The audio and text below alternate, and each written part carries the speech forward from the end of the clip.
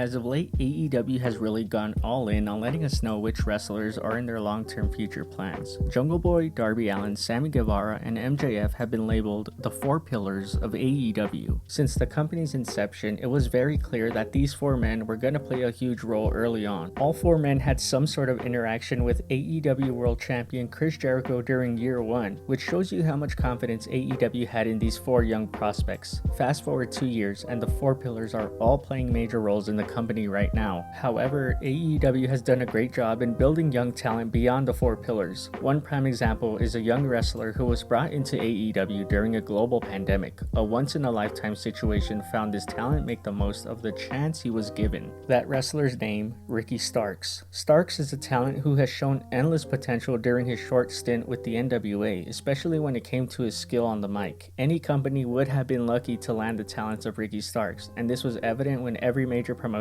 made a play for him after he left NWA. A talent who has it all: the look, the talk, and the athleticism. However, AEW is the place he chose to make his home, and it's proven to be the right decision, as it looks like a bright future awaits the young talent. This is Tranquilo Club, and this is the future stars of AEW, Ricky Starks.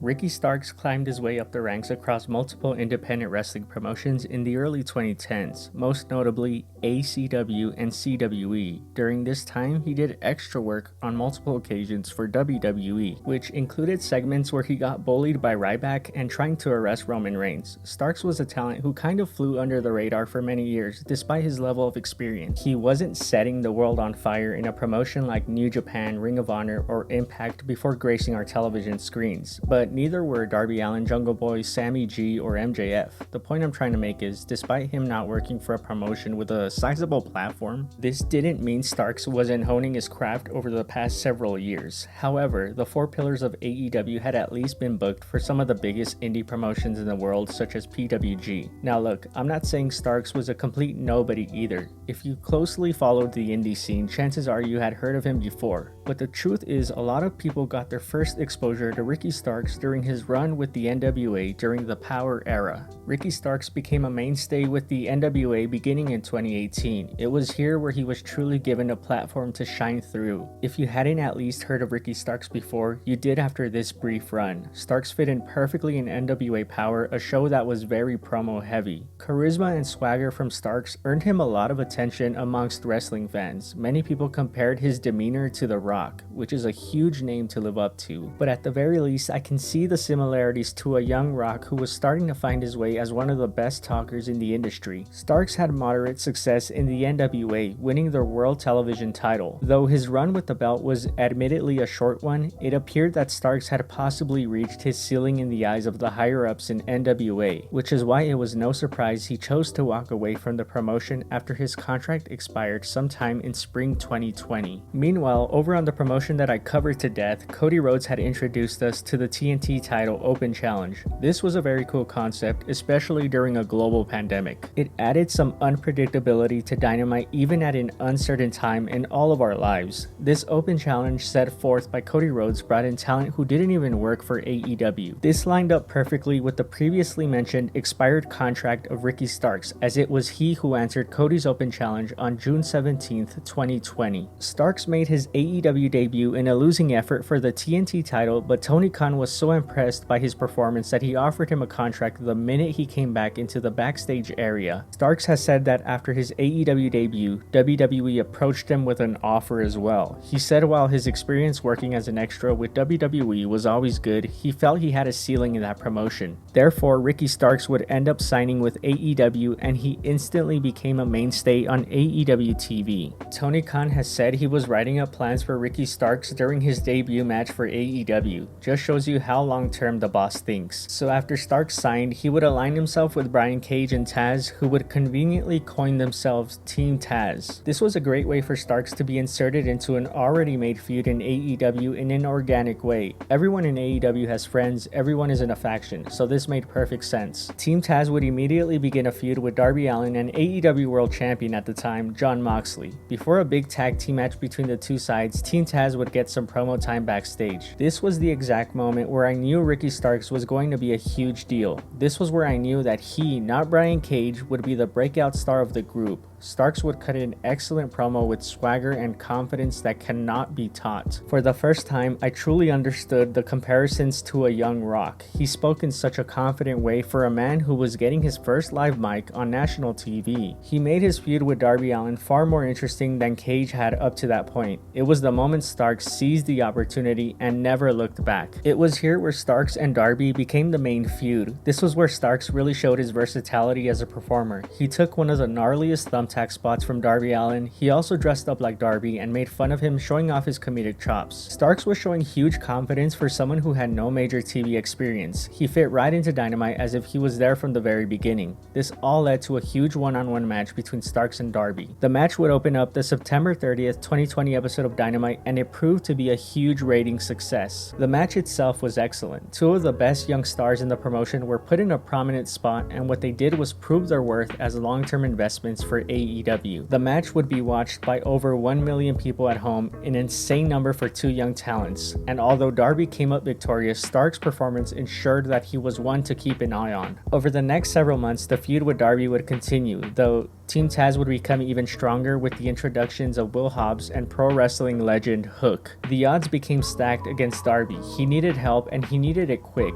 Fresh off winning the TNT title from Cody, Darby would end up being attacked by Team Taz yet again. This made Cody step in and try to help Darby, but still, the odds were not in their favor. This all changed with the arrival of Sting to AEW during special event Winter is Coming. The arrival of Sting immediately elevated Darby, Cage, and Starks by association. The two sides would often clash almost every week on Dynamite. It would finally be announced that Darby and Sting would be taking on Brian Cage and Ricky Starks in a cinematic street fight. This was the highlight of the night for me on an otherwise forgettable pay-per-view. Darby's artistic vision made this the most cinematic match of the pandemic era. In Sting's first match in about 5 years, the young talent got their chance to shine and leave their mark. Darby and Sting ended up getting the win here, finally putting an end to all the months of torment that Darby took from Team Taz. In the build to AEW's next pay-per-view, Starks would encounter an unfortunate fate. In a match against Hangman Adam Page, Starks would take a German suplex that would see him land badly on his neck. Though he finished the match and seemed fine, it would be revealed in retrospect that Starks had fractured his neck, and that he would be out for at least 3 months. This was very unfortunate timing, as Ricky had seemed to be on a hot streak. It didn't matter whether he was winning or losing, he was being entertaining every single time he was on TV, which is why AEW made the decision to keep Starks on TV in different ways despite him not being able to wrestle. We saw him in a managerial role, on commentary, and of course on a live mic. It was a great way to keep Starks with some level of momentum despite not being able to compete. Plus, he's entertaining enough to be able to get out there every week and do anything to captivate an audience. Here's where the infighting within Team Taz began. During Brian Cage's match against Hangman at Double or Nothing, Starks tried to interfere on Cage's behalf, but it backfired. This saw Cage chase Ricky Starks to the back.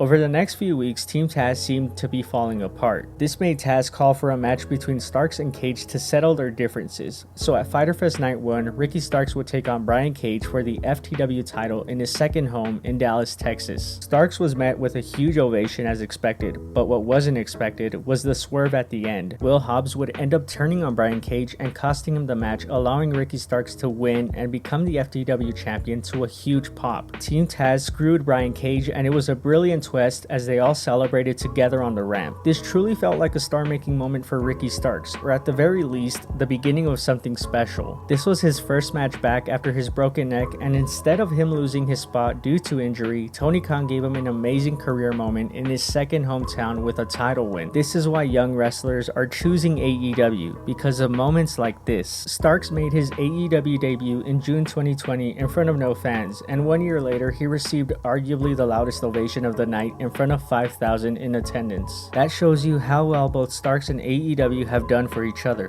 One side gave the platform, and the other seized the moment when it was given to him. Ricky Starks is a wrestler who has everything that a wrestler needs to succeed: the look, the in-ring talent, the charisma, and the promo. As I said before, it became very clear that night in Daly's Place that Starks would become the breakout star of Team Taz, and here we are now. Starks and Cage had their big rematch just the other week in a Philly street fight, and once again, Ricky showed his versatility in the ring by going all out in this match and coming out winning with blood all over his face. This is a talent who's here to stay in AEW. Very recently, he made comments about how he feels about AEW compared to WWE. He says AEW won't insult your intelligence, and therefore they're becoming a first choice for a lot of people. This is yet another young talent who is speaking of never wanting to jump ship along with the 4 pillars, but Starks is special. Some might not see it now, but this man will be a major player for AEW in the future. For a man whose biggest influence was The Undertaker, he sure comes off more like another major player from the Attitude Era.